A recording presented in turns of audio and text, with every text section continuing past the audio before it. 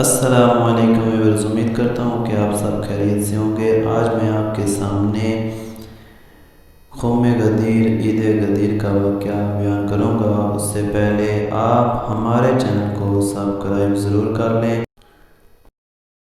اعوذ باللہ من الشیطان الرجیم، بسم اللہ الرحمن الرحیم۔ الحمدللہ رب العالمین والصلاة والسلام علی سید الانبیاء والمرسلین وآلہ الطاہرین۔ نبی اکرم حضرت محمد مصطفیٰ صلی اللہ علیہ وآلہ وسلم کے زمانے کا ہر دکھ سہ کر انسانیت کے کمال کی ساری راہیں روشن کی۔ آپ زندگی کے آخری سال میں حج کا فریضہ ادا کر کے مکہ سے مدینہ پلٹ رہے تھے کہ قوم غدیر کے مقام پر ارشاد پروردگار ہوا۔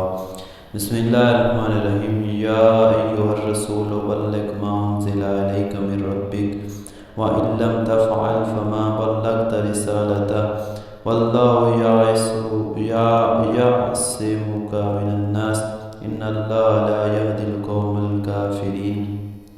اے رسول، تمہارے پروردگار کی طرف سے جو حکم تم پر اتارا گیا ہے اسے پہنچا دو۔ اگر تم نے ایسا نہ کیا تو گویا تم نے کوئی پیغام پہنچایا ہی نہیں، اور اللہ ہر حال میں تمہیں لوگوں کے شر سے بچائے گا۔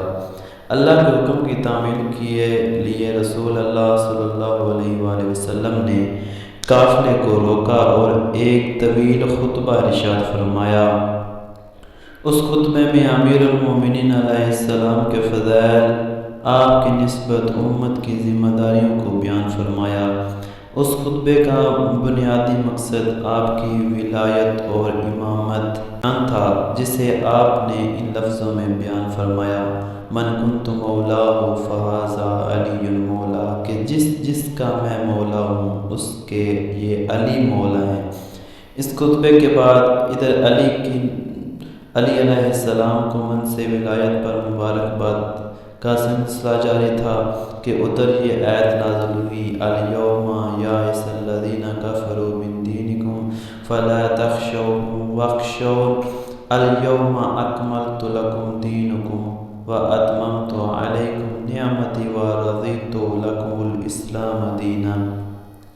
آج کافر لوگ تمہارے دین کی طرف سے نا امید ہو گئے ہیں، تو ان سے نہ ڈرو اور مجھ سے ڈرو۔ آج میں نے تمہارے دین کو کامل کر دیا اور تم پر اپنی نعمت پوری کر دی، اور تمہارے لیے اسلام کو بحیثیت دین پسند کیا۔ واقعہ اچھا لگا تو اس چینل کو سبسکرائب ضرور فرمائیں۔ السلام علیکم ورحمۃ اللہ وبرکاتہ۔